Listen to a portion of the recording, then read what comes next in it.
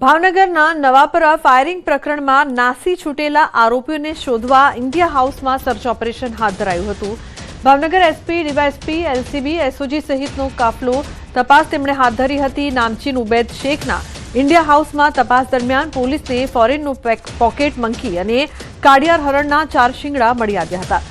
આ મામલે વન વિભાગ તપાસમાં સામેલ થયું હતું। આ સાથે સર્ચ દરમિયાન 50 જીવતા કાર્ટીઝ, છરીઓ અને એક વિદેશી દારૂની બોટલ મળી આવી છે। પોલીસે ઉબૈદ શેખ અને ઇમદાદ શેખની અટકાયત કરીને વધુ તપાસ હાથ ધરી છે। અહીંયા રેડ કરતા આરોપીઓ મળ્યા નથી, પરંતુ અહીંયા 50 જેટલા જીવતા કાર્તીસ, 6 જેટલી છરીઓ, કોળિયા જે છે તેના હરણના જે 4 સિંગ તથા પોકેટ મંકી અને પ્રોહિબિશનની એક ઇંગ્લિશની બોટલ અત્રે મળેલી છે। 7 વર્ષની જોગવાઈ છે સજાની મેક્સિમમ, અને અમારી તરફથી જે કઈ ધોરણસરની કાર્યવાહી હાથ ધરવામાં આવે અમે કરશું। સાબરકાંઠામાં નવજાત બાળકો વેચતી ટોળકી પકડાઈ છે। સાબરકાંઠા પોલીસની તપાસમાં મોટો ખુલાસો થયો છે।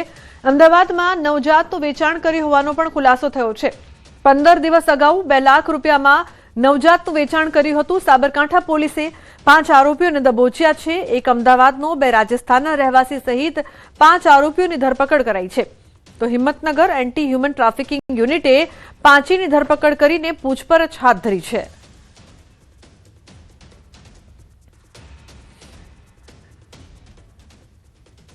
અમદાવાદમાં નશાખોર યુવકે નાસ્તાની દુકાન પર મચાવ્યો હતો હંગામો। કુહા ગામ ખાતે યુવકે નાસ્તાની દુકાન પર બબાલ કરી હતી। પોલીસ કર્મચારી હોવાની ઓળખ આપીને રોફ જમાવ્યો। લોકોએ યુવકને મેથી પાક ચખાડી પોલીસને આ અંગે જાણ કરી છે। યુવકની કારમાંથી દારૂની બોટલ મળી આવી છે।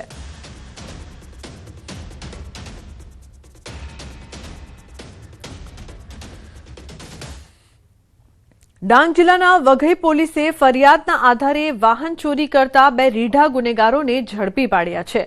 પોલીસની ટીમે ગણતરીના કલાકોમાં પિકઅપ જીપ ચોરી કરનારા 2 આરોપીને મહારાષ્ટ્ર ગુજરાત બોર્ડર પરથી ચોરીના પિકઅપ સાથે મહારાષ્ટ્રના દેવીદાસ ભોએ અને ડાંગ જિલ્લાના મધુ ભોઈને ઝડપી પાડ્યા હતા। પકડાયેલા આરોપીની પોલીસે કડક રીતે પૂછપરછ કરતા આરોપીઓએ ડાંગ અને નવસારીના વાંસદા તાલુકામાંથી અન્ય ગુનાઓની કબૂલાત કરી હતી। આરોપી પાસેથી પિકઅપ સહિત ચોરીના 3 મોટરસાયકલ, સબમર્સિબલ મોટર તેમજ ઇલેક્ટ્રિક સામાન મળીને કુલ 10 લાખથી વધુ મુદ્દામાલ રિકવર કરવામાં વઘઈ પોલીસને સફળતા મળી છે। આરોપી એક દેવીદાસભાઈ ભોએ અને મધુભાઈ ભોએ નાઓને અટક કરેલ છે। ત્યારબાદ તેઓને રિમાન્ડ લેવામાં આવ્યું। રિમાન્ડ દરમિયાન તેમના બીજા 2 મોટરસાયકલ જે વાસ્તા હદના અને 1 મોટરસાયકલ આહવા પોલીસ સ્ટેશનની હદમાંથી ચોરી કે ઠગાઈ કરીને લઈ ગયા છે, તે રિકવર કરવામાં આવેલ છે। અમરેલી ભાવનગર સોમનાથ હાઈવે ઉપર કાર સળગી। રાજુલા તાલુકાના કડિયાળી નજીક કારમાં સળગી ઉઠી। ભૂંડ આવતા બ્રેક લગાવ્યા બાદ કોઈ કારણોસર કારમાં આગ લાગતા ચાલક બહાર નીકળી જતા બચાવ થયો। તો પીપાવાવ મરીન પોલીસ ઘટના સ્થળે પહોંચી હતી। રાજુલા ફાયર સ્ટેશનની ટીમ છે તે પહોંચી હતી ઘટના સ્થળે। કારમાં માત્ર ચાલક એક વ્યક્તિ હતો સવાર, જેનો બચાવ થયો છે। તો કડિયાળી નજીક કારમાં આગ જોવા મળી હતી, જે બાદ ચાલકનો બચાવ થયો હતો। આગ લાગતા ચાલક બહાર નીકળી ગયો। વડોદરાના આલમગઢ ગામ પાસે 4 યુવાનો તળાવમાં ડૂબ્યા। 2 યુવાનોને તરતા આવડતું હોવાથી સુરક્ષિત બહાર નીકળ્યા। 2 યુવાનો ઊંડા પાણીમાં લાપતા થયા, જ્યારે ફાયર બ્રિગેડ દ્વારા તાત્કાલિક શોધખોળ હાથ ધરાઈ છે। 4 યુવાનો નહાવા માટે તળાવમાં ઉતર્યા હતા। જરોદ પોલીસ ઘટના સ્થળે પહોંચીને વધુ તપાસ હાથ ધરી છે।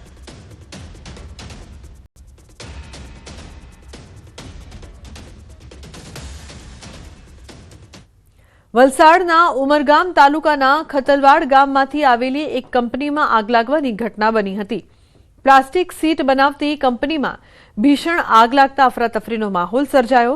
કંપનીમાં પ્લાસ્ટિકનો કાચો અને તૈયાર માલ મોટા જથ્થામાં હોવાથી આગે જોતજોતામાં વિકરાળ સ્વરૂપ ધારણ કર્યું, જેને કાબૂમાં લેવા માટે આસપાસના વિસ્તારોમાંથી 5 થી વધુ ફાયર ફાઇટરોની ટીમોએ ભારે જહેમત બાદ આગ પર કાબુ મેળવ્યો હતો.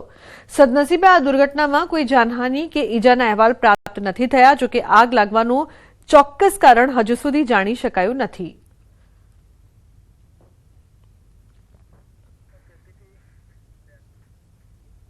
સાણંદ વિરમગામ હાઈવે પર વિરોચનગર પાટિયા પાસે 33 જેટલા ઘેટા બકરાના કરુણ મોત નીપજ્યા. વિરોચનનગર પાટિયા પાસે થોડા દિવસ પહેલા ટ્રિપલ અકસ્માત સર્જાયો હતો. આ અકસ્માતમાં ટેન્કરમાં રહેલું કેમિકલ રોડની બાજુમાં પડેલા ખાડામાં ઠલવાયું હતું. આ કેમિકલ આ અબોલ જીવે પીતા ટપોટપ 32 ઘેટાના મોત નીપજ્યા હોવાનો દાવો કરાયો છે. માલધારીઓ કચ્છમાંથી પોતાના પશુઓ લઈને નીકળ્યા હતા. ઘટનાની જાણ થતાં સ્થાનિક પોલીસ ઘટના સ્થળે પહોંચી અને તપાસ હાથ ધરી છે. જીપીસીબી દ્વારા કડક તપાસ કરવા સ્થાનિકોની માંગ છે.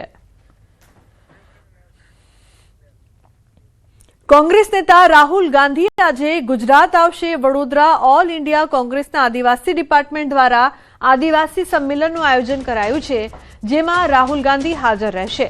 રાહુલ ગાંધીનો પંડિત દીનદયાલ ઓડિટોરિયમમાં કાર્યક્રમ યોજાશે.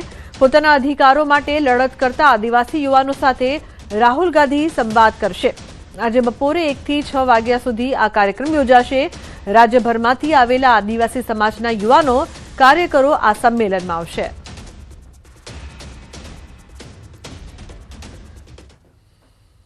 આદિવાસી સમાજના જળ જંગલ જમીનના અધિકારો છીનવાઈ રહ્યા છે. આજે વિકાસના નામે આદિવાસી લોકોને એમના જમીનમાંથી બેદખલ કરવામાં આવે છે. ત્યારે એવા સંજોગોમાં ગુજરાતમાં અલગ અલગ મુદ્દાઓને લઈ અને આદિવાસી સમાજના લોકો પણ લડત લડી રહ્યા છે. એના ઉત્થાન માટે, એની પ્રગતિ માટે, એના વિકાસ માટે જે કામ કરી રહ્યા છે એવા તમામ લોકો સાથે સીધો સંવાદ કરવા માટે આજે દેશના જનનાયક તરીકે એક વ્યક્તિના હૃદયમાં જેમનું સ્થાન છે એવા વિરોધ પક્ષના નેતા રાહુલ ગાંધીજી ગુજરાત આવી રહ્યા છે. નાયબ મુખ્યમંત્રી હર્ષ સંઘવીએ સુરત જિલ્લામાં માંડવી ખાતે નવનિર્મિત પોલીસ મથકનું લોકાર્પણ કર્યું હતું.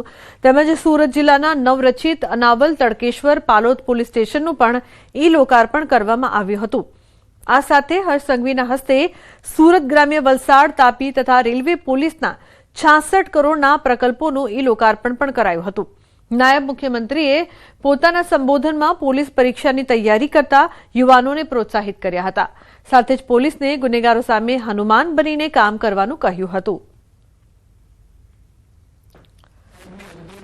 કોઈ સામાન્ય નાગરિકના જીવનની અંદર જો કોઈ બી પ્રકારની મુશ્કેલીઓ આવે તો એવા ગુનેગારોની સામે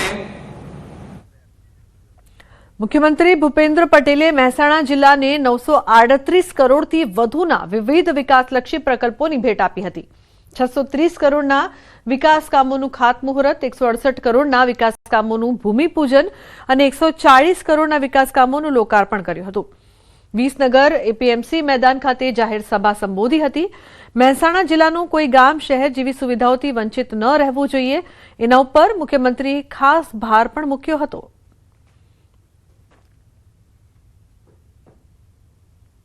આજે મહેસાણા જિલ્લામાં એ પૈકી 938 કરોડના કામો અને કુલ જો જોવા જઈએ તો અમે દર 5 વર્ષે હિસાબ આપતા હોઈએ છીએ કે કેટલા કામ થયા, શું થયું, અમે શું કહ્યું હતું, કેટલું પૂરું કર્યું. એ ભારતીય જનતા પાર્ટીની નીતિને રીતિ રહી છે. રાજકોટ ગ્રામ્ય એસઓજીની શાપર વેરાવળમાં મોટી કાર્યવાહી. ગેરકાયદેસર ગેસ રિફિલિંગ કરતા શખ્સોને ઝડપી પાડ્યા. સાંઈ પ્રેમ ગેસ એજન્સીમાં કૌભાંડ બહાર આવ્યું છે. ફાયર સેફટી વિના રિફિલિંગ ગેસ સિલિન્ડરની કાળાબજારી. એસઓજીએ દરોડો પાડી 600 ગેસના સિલિન્ડર કબજે કર્યા.